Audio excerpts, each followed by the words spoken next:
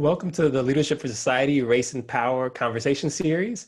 I'm really excited to have two distinguished guests today. So we have Senator Jeff Flake. Senator Flake has served as the Arizona U.S. Senator from 2013 to 2019, and before that in the House of Representatives for Arizona from 2001 into 2013. And we also have Governor Deval Patrick. Governor Patrick was the governor of Massachusetts from 2007 to 2015, and he was a candidate in the Democratic primaries for the 2020 presidential election. Thank you so much for joining us. Thank you. Right. I'm going to jump right in. We don't have much time, and I have a lot of questions. So, so first, race and racism is really at the forefront of people's minds right now. The Black Lives Matter movement is, by many accounts, one of the largest movements in American history in terms of people who are participating in demonstrations and otherwise. And right now, it's really tough to talk frankly and openly about race. And I would say it has been for some time in America. There are people who are, again, on the streets protesting, and there are people who think the problem is maybe just a few bad apples if there's a problem at all. And as public servants and politicians that serve broad constituents, it must be really tough to talk about race given the division in the country. So first, I want to thank you again, because I think it takes courage to talk about this in the way that we're going to do here. And this leads me to my first question, which is, why did you say yes to come on and talk about race? And so I'll start with you, Governor Patrick. Well, because I wanted to hear what you and Senator Flake had to say, and because I think we all need practice. These are uncomfortable conversations, as you said, Brian.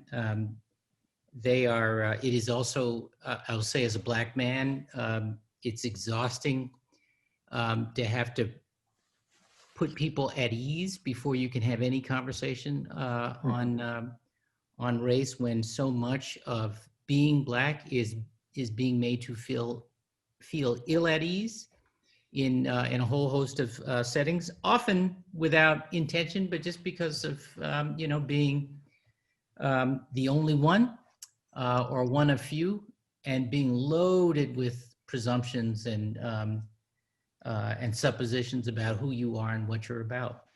And the amazing thing about the moment we're in, I think, is that it's, at least for me, one of the most encouraging things is that the interest in the subject and the sustained focus on the subject is, or seems to be, broad-based. It's Black and white people and everybody else who've been showing up and expressing themselves and trying to have conversations that it has been uncomfortable to have in other circumstances. Thanks. And Senator Flake, same question to you. I didn't think I had a choice. So anyway, I was told you're going to do this. No, I much like Governor Patrick. I mean, this conversation that has been going on for the past couple of months has been wonderful. I believe, to see people like Republicans, to see Mitt Romney out marching with Black Lives Matter in Washington D.C., to see my own kids taking time off from college studies and doing the same. And I think it's time to do this. The conversation that you have in Congress, obviously, when politics gets involved, it's not. Sometimes it's not the best conversation that you can have, and so to be outside of that body and be able to have these conversations, particularly with young people who see it differently from our generation, then I think it's time to have a conversation. And Senator Flake, I want to stay with you for a second. How has race affected your experience personally as someone in Washington, as a politician? What role has race played in your experience? Well, I grew up with a very sheltered white environment, if you will, in a small town in northern Arizona. So I had a lot to learn. I later went to South Africa for a couple of years, in Zimbabwe, and saw, as an American living abroad during the Cold War in the 1980s, when we made all kinds of trade-offs with regard to foreign policy, trying to woo African countries in our orbit and out of the Soviet Union's orbit, but to be in South Africa when apartheid was in full force, and to be in Zimbabwe where they'd just gone through the independence process.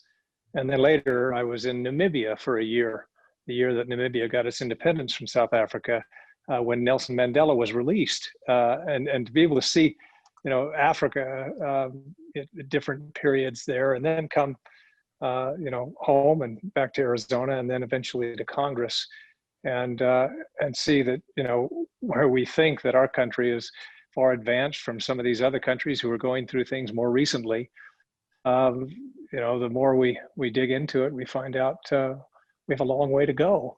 And that's been certainly a learning process for me. And when I got to Congress, it's 18 years there. I think there was a realization that I continue to have, or things that I continue to learn about, progress that still needs to be made. So, yeah, it's been a real education for me. Great. And Governor Patrick, you already mentioned a little bit about your experience as a Black man. How has that affected your experience as a politician? Well, it's impossible to separate them, right? I mean, it's I've only served in one elected office, and I ran, the first thing I ever ran for was governor, and I live in a state and was running in a state where the population here, the Black population, is about 5% on a good day. So it wasn't that I had a base, as they say, I could claim that would propel me forward. And I think there was a supposition that, first of all, it'd be hard to run anyway as a newcomer and as an outsider, kind of cutting the line that way. But trying to do it as a Black man was just unheard of. It's interesting that the conversation never stopped with, you just can't cut the line like that. It was always, you can't cut the line like that, and it's highly unlikely. It's even more unlikely because you're Black. And I think one of the things I discovered was a form of something I have learned in other settings, a variant, which is that, in Western Massachusetts, where I am right now, people felt completely unconnected to Beacon Hill, to state government. Turns out they felt that way in Central Massachusetts and down the Cape and up in the Merrimack Valley, and in Roxbury, which is a Black neighborhood in Boston. There were ways in which folks felt left out and left behind politically here that were in common. And that was a way to kind of knit it together. But I think once we won, and once, in part because we had run it at the grassroots, but also because I was the first Black governor, and I think the expectations of me were different. And I'll just give you one example, and then I'll stop talking. I remember there was a shooting in Roxbury, that predominantly Black neighborhood in Boston, and it was tragic, as these things always are. It was of a boy, I think 11 years old at the time, and the neighborhood was in an uproar, and the mom said to a television camera, where is Governor Patrick? And of course, the media seized on that. Normally, these things are matters for the mayor, or local government. And I had this foolish amateur resistance, not because I didn't feel her heartbreak, but because it just seemed like that was not what a governor was supposed to do.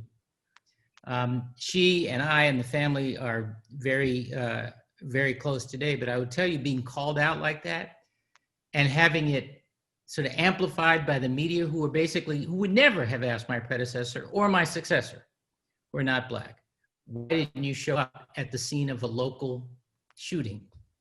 I had to just get over that and embrace that part of the job, whether it was, a different dimension or additional dimension for me as a Black man or not. I'm glad I did, but I had to learn that part of the job. Mm-hmm. I was going to ask, how do you feel about having to make that decision? So you said you're glad you made it, but it was tough. Do you still feel like it was the right thing to do? Do you have feelings about having to have made that decision? I did. I mean, I do think it was different, Brian. But I don't feel that, I think in the end, I gained more than I lost. I think, frankly, having that intimacy with the people I served was important to me. And there are a variety of other ways in which I own that, and I learned from it, and I manifested that going forward. I think it actually made me better at the job.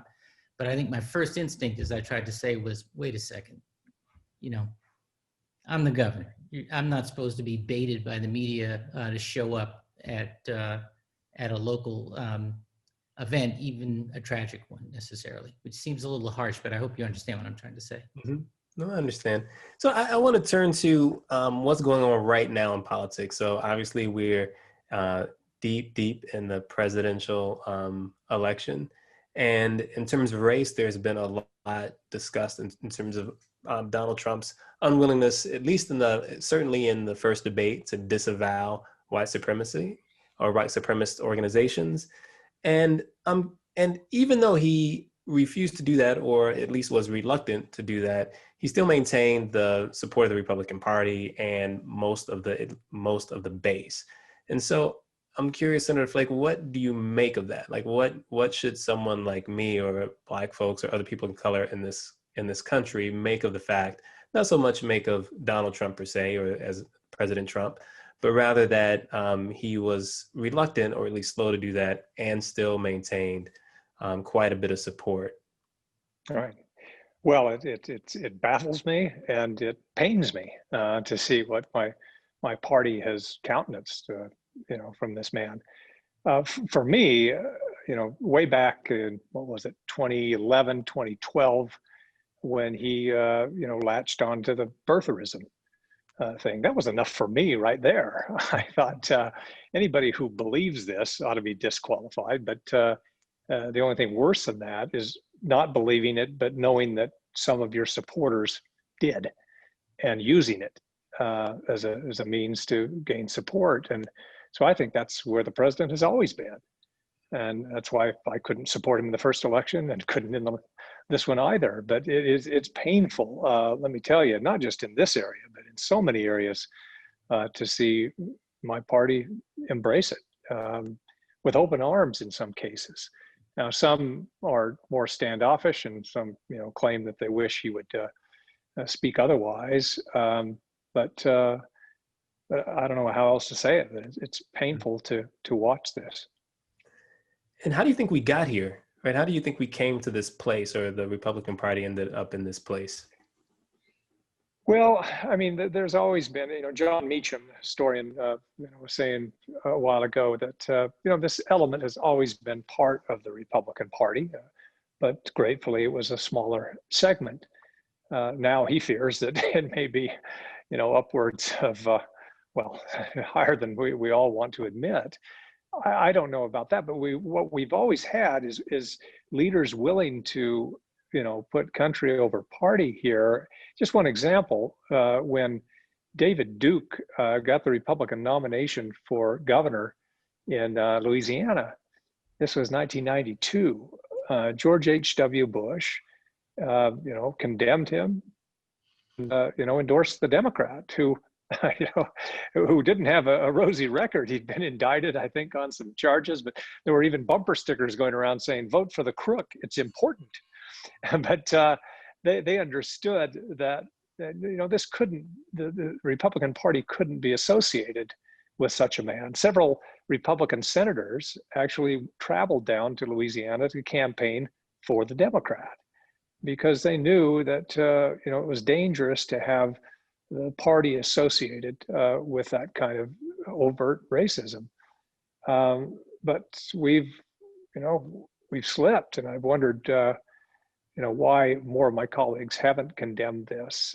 Now, many did. Many came out when he made his comments in Charlottesville, and some have even said the same when he refuses to condemn the Proud Boys and others. I mean, these ought to be layups. I mean, it ought to be so easy, but he seems so unwilling to offend a portion of his base, and I guess that says, ugly things about a portion of the Republican base right now. But we need to get beyond it if we're going to be a relevant party in the future.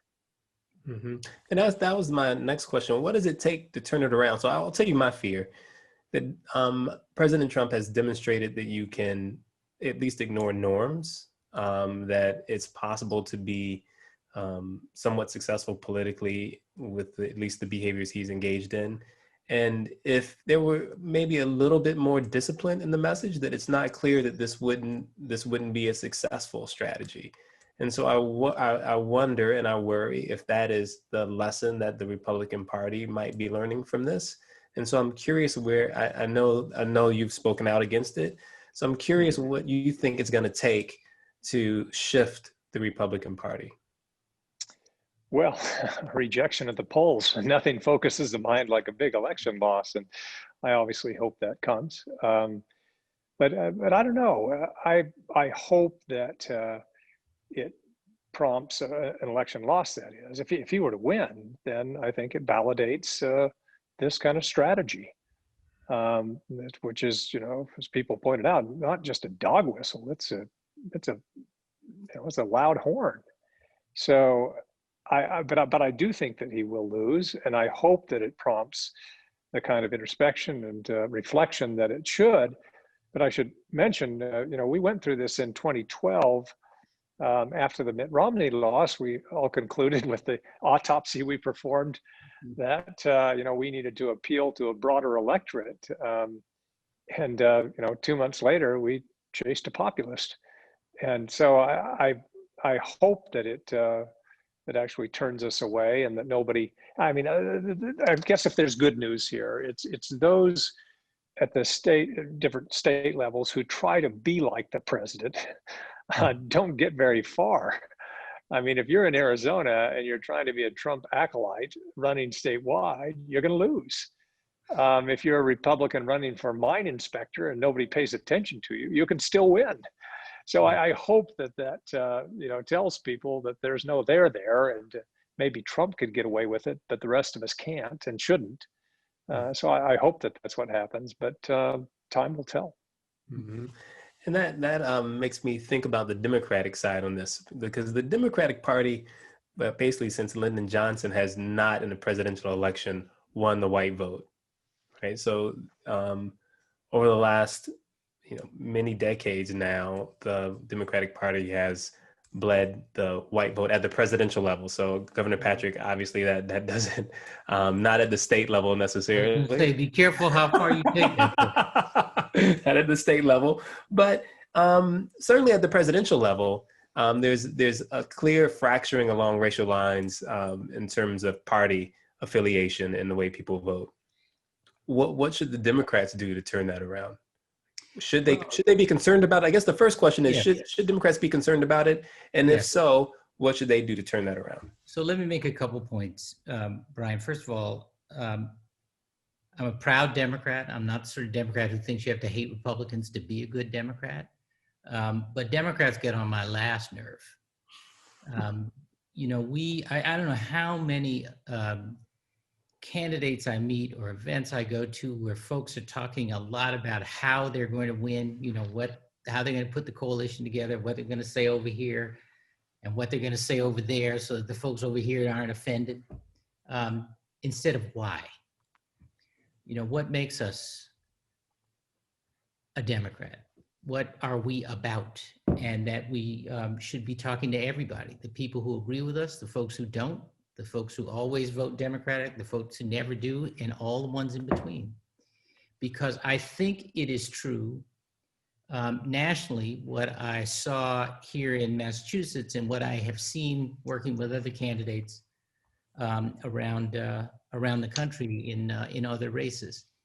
One is that most people feel unseen and unheard by their government. Most people do.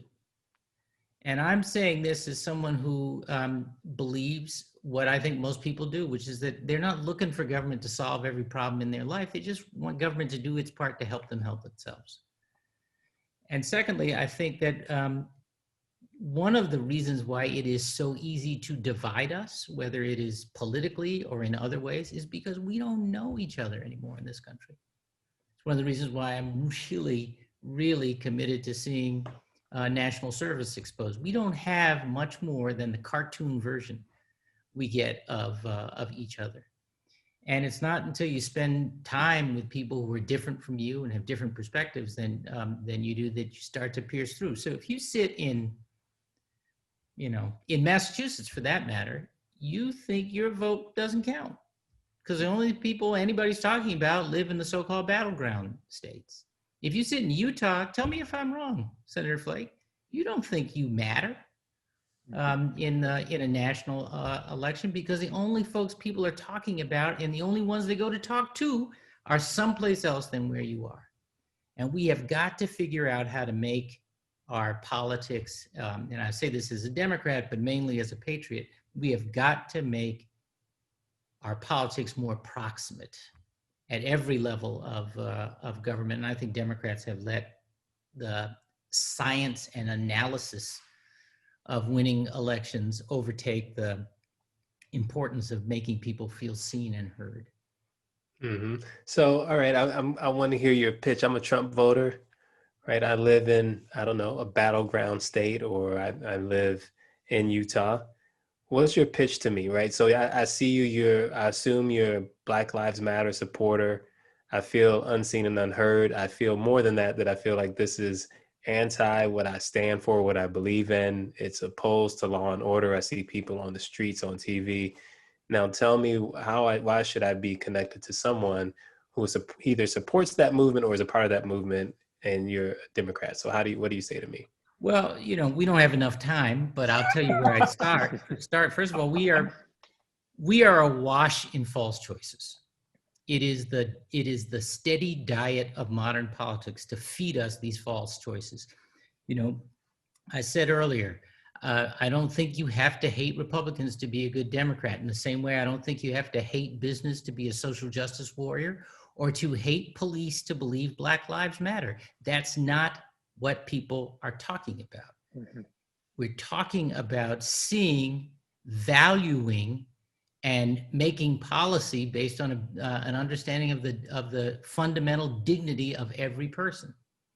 And safety, issues of law and order come where there is a respect for law and not the kind of lawlessness that we saw in that videotape. And sadly, that videotape is not as isolated an incident as we'd like to think. Start there. But more to the point, the economic, fragility and social isolation and despair, as measured by things like suicide and addiction rates that folks have been feeling for generations in Black communities, is now being felt by everybody everywhere. That sense that, any minute, our unemployment rate was low. Why? Because we counted both or all three of the low wage jobs people had to survive. Inflation is not low if you pay a tuition bill or a healthcare premium or rent or a mortgage rate. These are issues everybody is dealing with and grappling with, and some of those solutions have to come from government. So you got to be interested in someone who wants to do, not just have the job. And in recent experience, doing the job means more than just being a bully and, showing your fanny, there's another word for it my grandmother would use, on TV. Being president is not a reality TV opportunity. It's governing. And that means we got to respect some of those unwritten rules in democracy, right? That democracy depends on, like decorum and restraint and duty, and respect. So I think what Democrats have to be about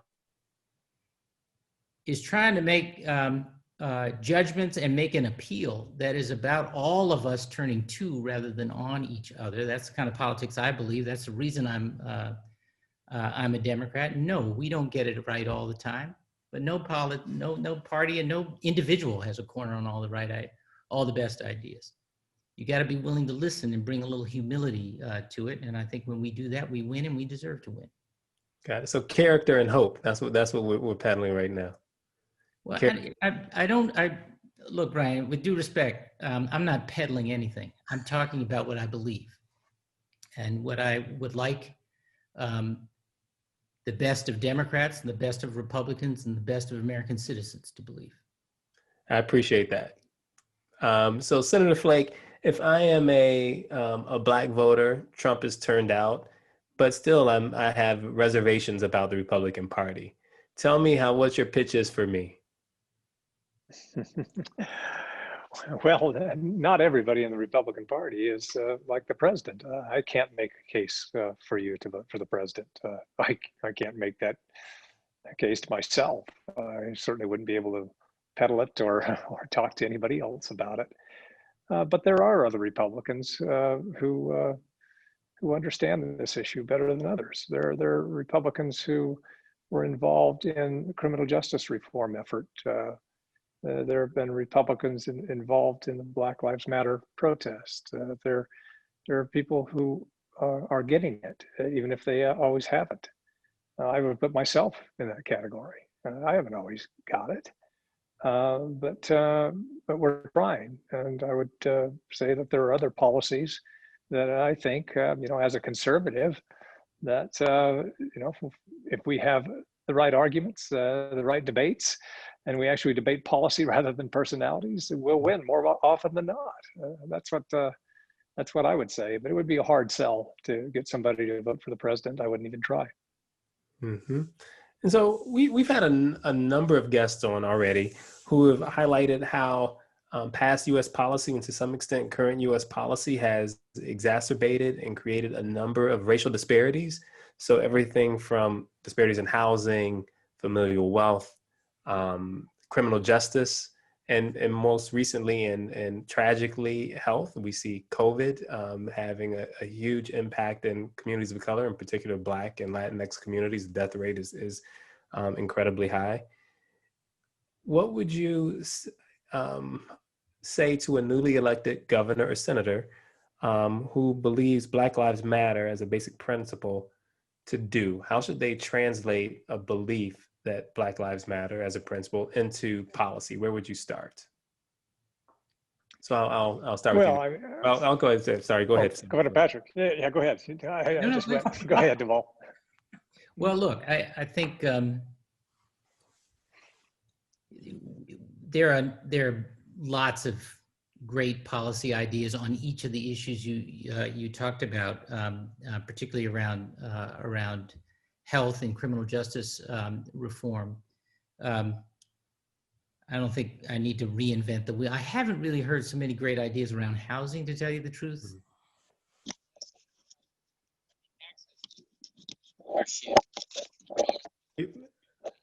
Governor Patrick, you went out. I can't hear you very well at the moment. With non-discrimination laws, can you hear me? You just went out just a moment ago. We can hear you now, yes. I just got a message on my screen saying my microphone had gone out. Sorry. I think we've made our uneasy peace in this country with non-discrimination laws. We've never really made our peace with real integration, with people actually living and working alongside each other in personal ways. And I think housing is a big part of that, and I don't have that solution yet.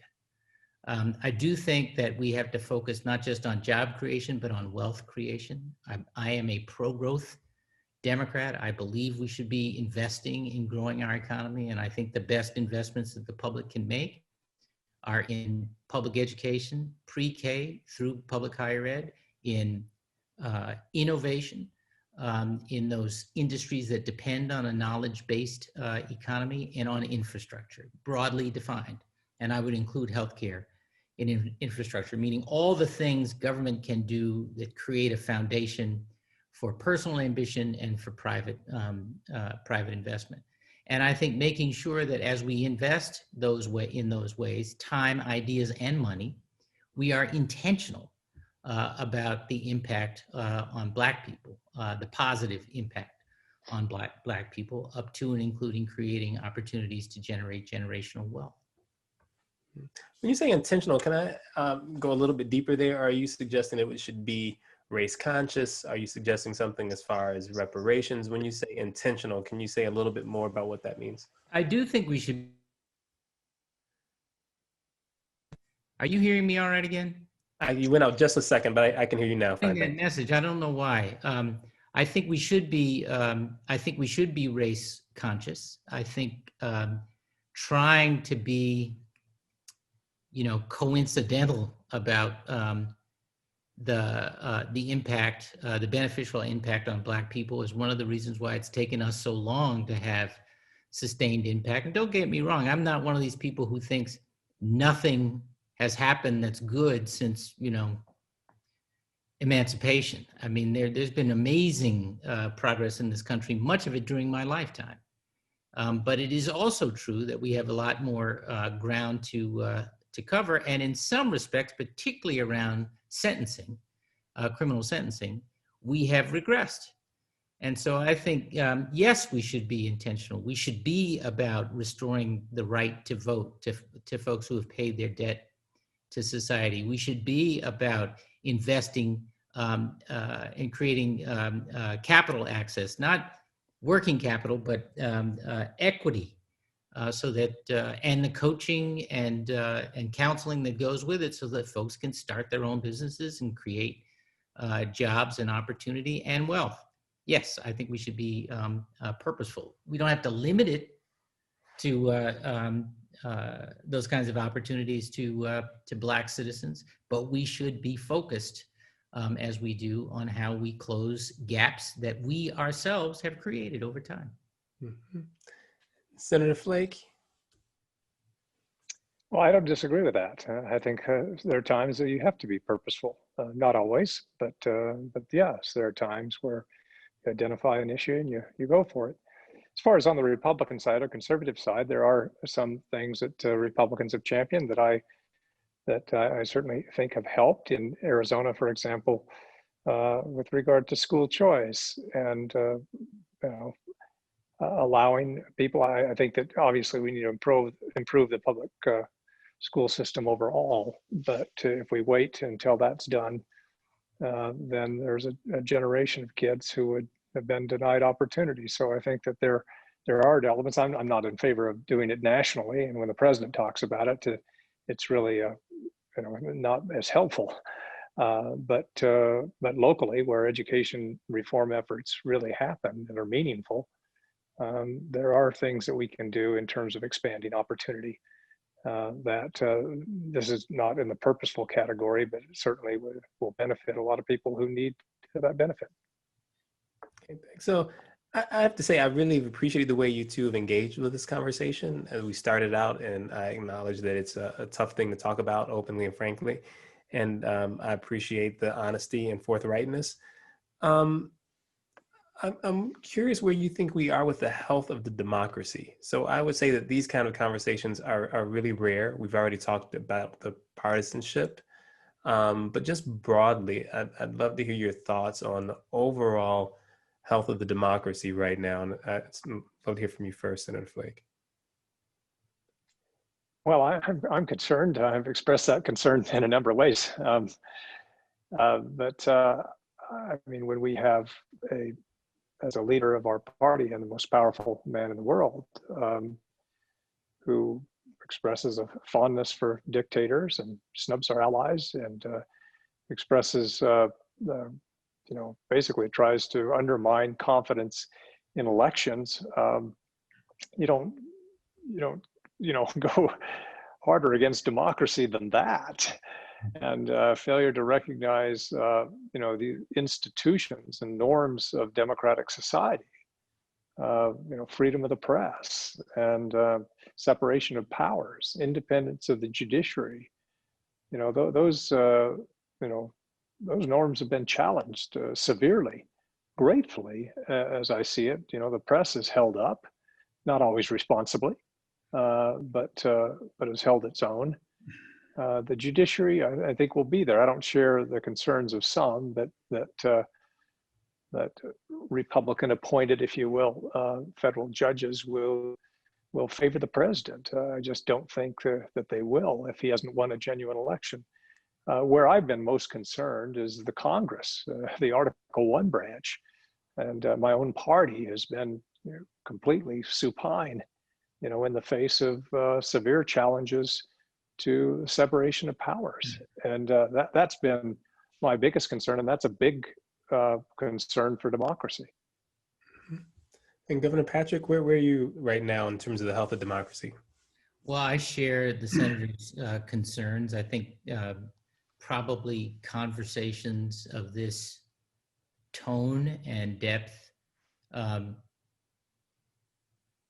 are ones he and I are having in private, and sadly they aren't happening enough in the public space. Is that fair, Senator? You're probably having those conversations across party lines. I think so. Yes. And it's interesting. Yeah, how you bet. And believe me, there are a number.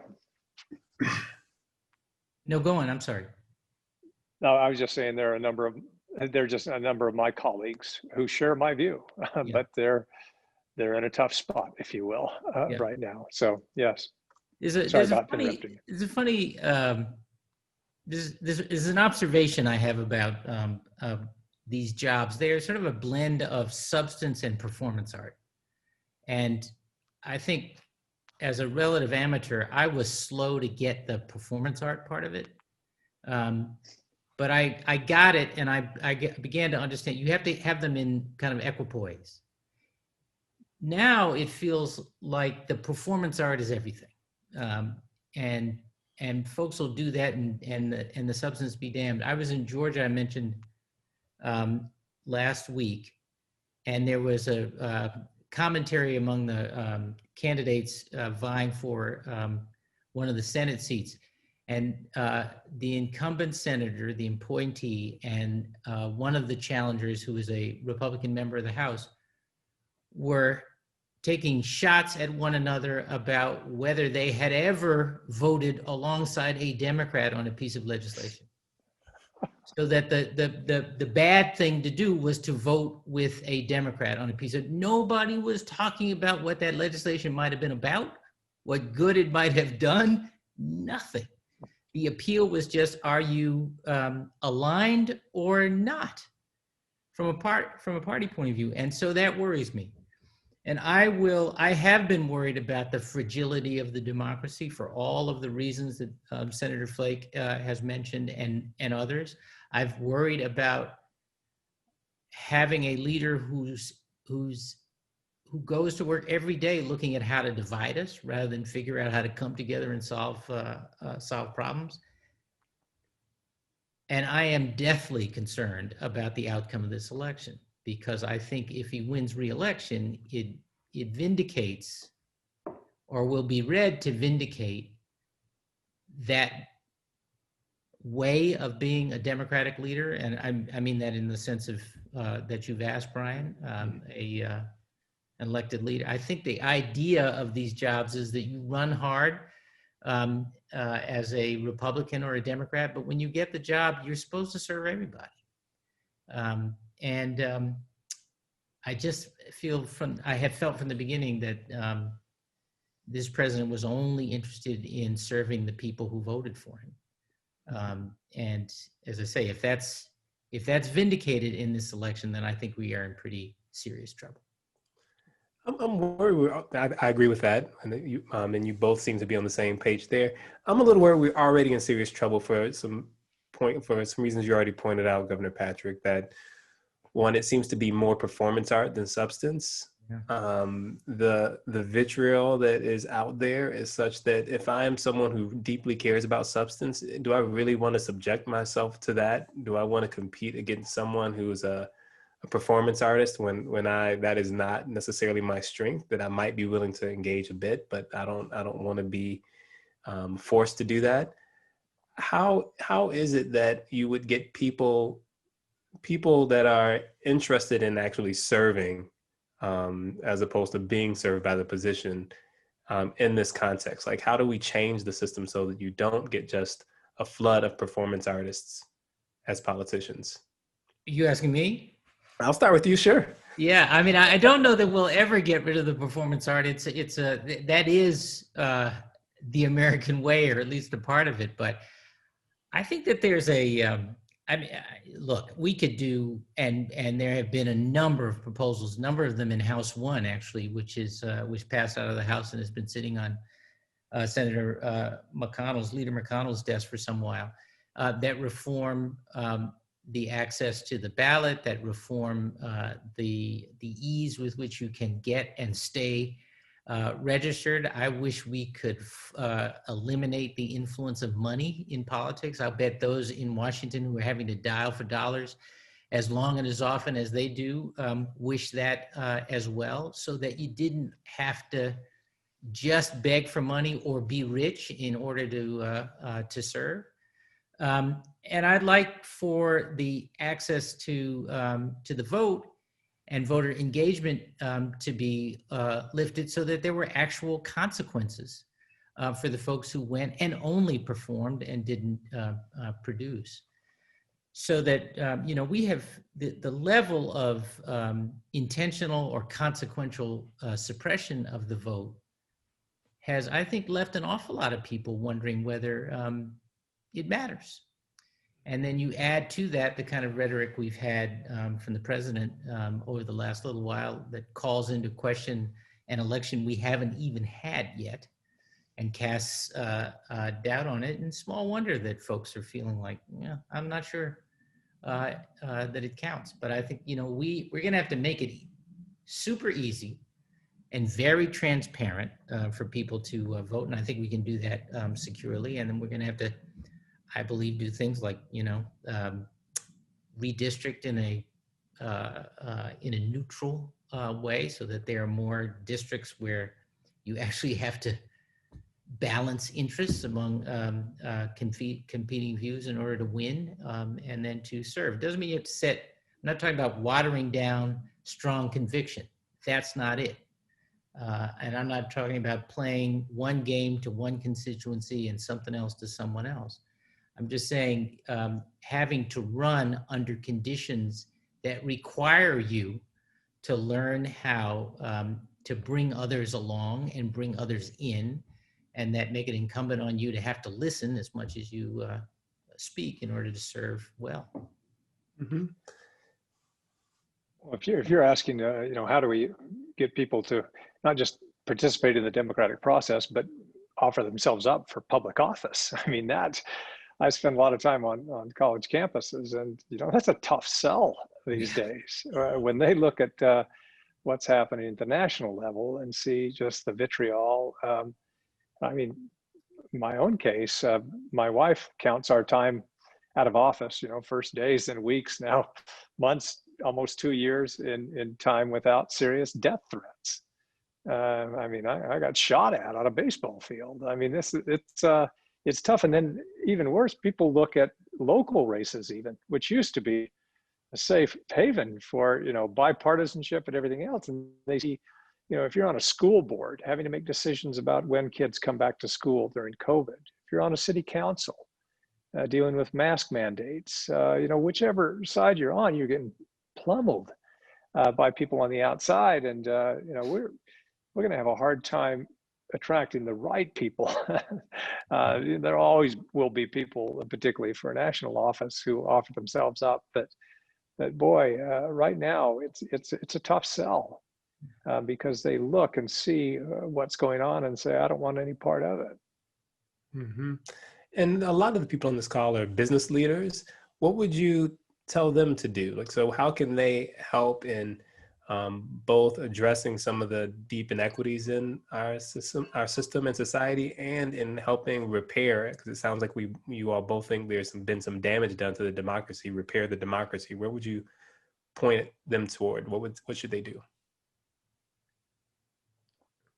So, Senator Flake, you want to All right, sure. Well, if I look at Arizona, the stereotype has always been the business community is more with Republicans than Democrats, and that maybe was the case in Arizona. But since my party has kind of gone off the rails, the business community is withdrawn, and which leaves the local party apparatus dependent completely on the national Republican Party for support for get out the vote efforts and whatever else. And then that just, completes an endless cycle of, further to the extreme. And so, I mean, for the business community in Arizona, say, please re-engage. For whatever reason, we've given ourselves two political parties in this country, and we need two sane, rational parties. And the business community needs to get involved in helping to vet candidates that offer themselves up, and to get behind, not as a corporation, but as individuals, good candidates who will elevate the debate. But I see, I can't speak for the Democratic Party, but with the Republican Party in Arizona, I see the business community just kind of withdrawing and saying, well, we don't want any part of it. And we have not benefited from that withdrawal. I really feel strongly. I agree with that very much, Senator. I've spent most of my professional life in the private sector, and much of that in business. And it was by no means, in my experience, and these are large, small, public and private companies, in my experience, just a haven for Republicans. There was a wide range of political view. And what most people seem to want from government is clarity about the rules and reliability that they weren't going to change, and a tax rate that was competitive, not a giveaway, but competitive. And I think the other thing that the times demand, given the scale and scope of our challenges here and around the world, is a lot more collaboration between the public and the private sector, the not-for-profit sector, than we normally see. Mm-hmm. And I feel really strongly about that, because having done business around the world, the line is brighter here than it is in many, many other parts of the world. And the give and take, the collaboration that can come from folks working toward a common goal, trying to solve in common a problem, I have found in my own public and private life yields a much stronger and lasting outcome. And healthcare reform in Massachusetts is just one example of that. Mm-hmm. So I also want to ask what the average citizen should do. So we are obviously just days away from the election. The podcast will air after the election is over. So I'm going to ask you sequentially two separate questions. So the first question is, what should people do if President Trump is reelected? So I'm an average person. President Trump is reelected. What should I do? Man, oh man. Yeah, I've tried. When President Trump was elected the first time,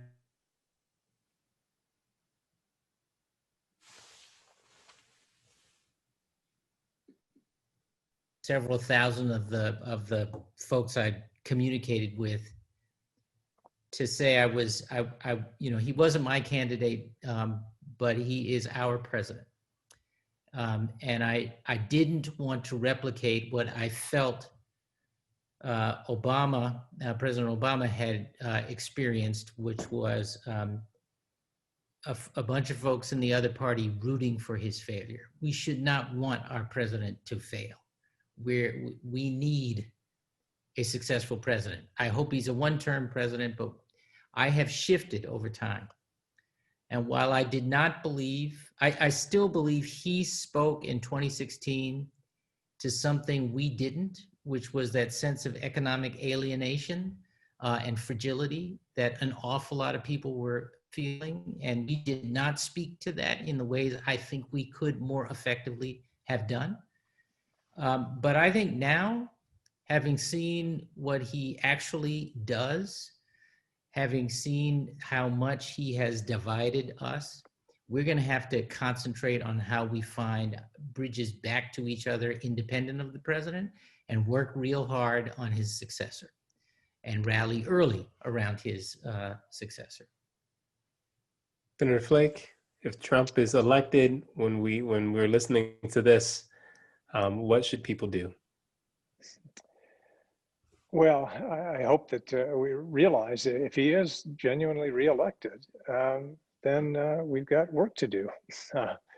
We've got work to do as a party, because I think, I look at the long term, and we all know that this is, for Republicans, just speaking politically, it's a demographic cul-de-sac. You can excite voters for a time and maybe 2 cycles. It would be 2 cycles. I don't think he will be reelected, but we have to figure, where do we go from here? How much harder can you drill down on the base and still be successful? And so you start, well, gratefully, if the president is reelected, I think that there will be not the situation that he had when he came in, where there were Republican majorities in the House and in the Senate. It's likely to be Democratic control of the House and the Senate. And so there's some, restraint and better guardrails than the president had during his first term. But as far as Republicans, I would think that Democrats would be having that conversation as well. How do we put up a candidate who can appeal to a broader electorate as well, and can convince Republicans to come over? And Republicans are going to have to say, how do we get somebody who will, basically appeal to people in a way that good people can rally around and run their own campaigns on? Because I just don't see how down ballot. I mean, if you look right now down ballot from the president, we've lost the House of Representatives. We'll likely lose the Senate. We lost in the midterm 7 governorships, 6 chambers nationwide, nearly 400 legislative seats nationally. So the Republican Party is being hollowed out down ballot. And so I hope that we can focus, if the president is reelected, on other races, and hopefully, since this would be the president's last term, have people who can run independent of the president. But they haven't yet, so that's maybe a hope that won't come. Yeah, so I'll stay with you, Senator Flake. So now, what would we do? What would you have people do, or what should they be working on if Joe Biden is elected president? Well, I would hope that Republicans would find a way. And Joe Biden, he is, and I say this in a good way, he's a creature of the Senate. This isn't a pejorative. He knows how to compromise. He knows how to work Republicans. And I've been very impressed when it would have been easier for him during the Democratic primary to say otherwise. As the governor was saying, it's more popular to say, I'll never work with the other side. I'll just work with my side. But he didn't. He hasn't said that. That's not who he is. And I hope that there are at least enough Republicans, whether we control the Senate or not, who will reach across the aisle and work with him when it's good for the country. And I do think there are a number of senators on my side of the aisle that will do that. And I think that we need to get back in the rhythm of working together and be able to campaign talking about legislation you sponsored with a Democrat, or that you moved through the process. Because I can tell you, that's in nobody's campaign materials right now. But if we Republicans want to be relevant in the future and broaden the base, I think that's what we're going to have to do. And you, Governor Patrick, if Joe Biden is elected, what should the average person be focused on? We have to deliver. There's a lot of energy on the ground that is about getting rid of President Trump. But the same phenomenon of people feeling unseen and unheard and unserved, will, it's still there, and that has to be paid attention to. We have to deliver. So that means we got to make good on expanding healthcare to everybody and making it affordable and making it work. We've got to do good on criminal sentencing reform and reimagining policing.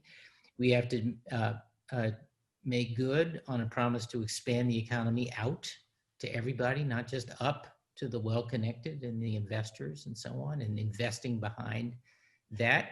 And we have to do that in ways that bring along people who will feel threatened by those changes. And I'm thinking in particular as we move to a carbon-free future.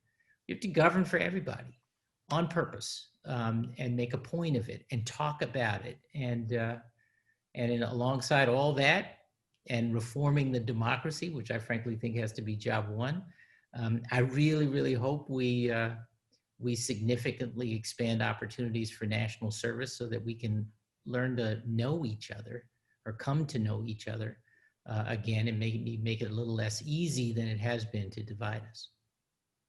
Great. I really appreciate all of your comments, and thank you for taking the time to come and speak with us.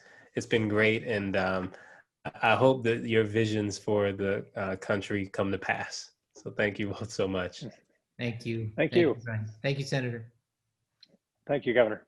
Okay, so next week, I will talk with Rashard Robinson, the president of Color of Change, about strategies for change. If you like this program, share our podcast with your friends. You can find it wherever you download your podcasts. Thank you and good night.